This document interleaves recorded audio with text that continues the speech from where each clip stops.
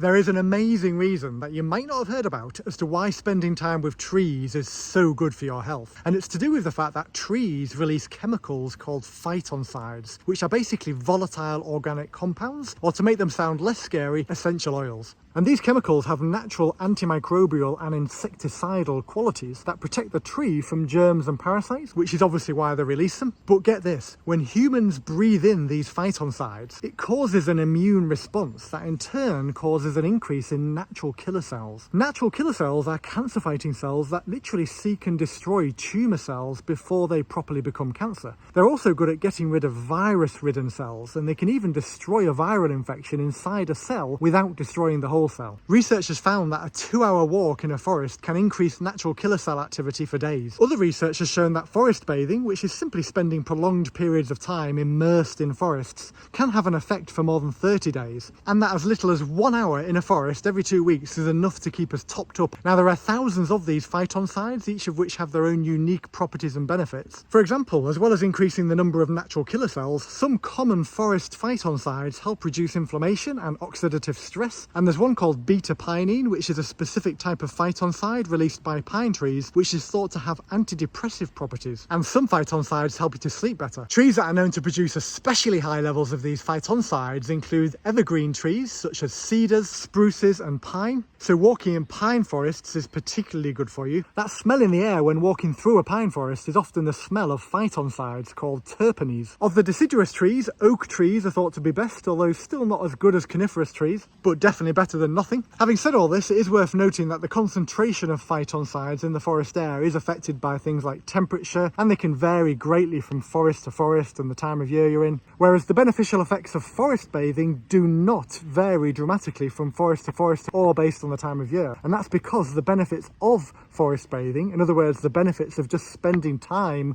with trees in woodlands and forests, goes far beyond the effects of phytoncides. But nevertheless, I was amazed when I first learned about phytoncides, and so I just wanted to share it with you.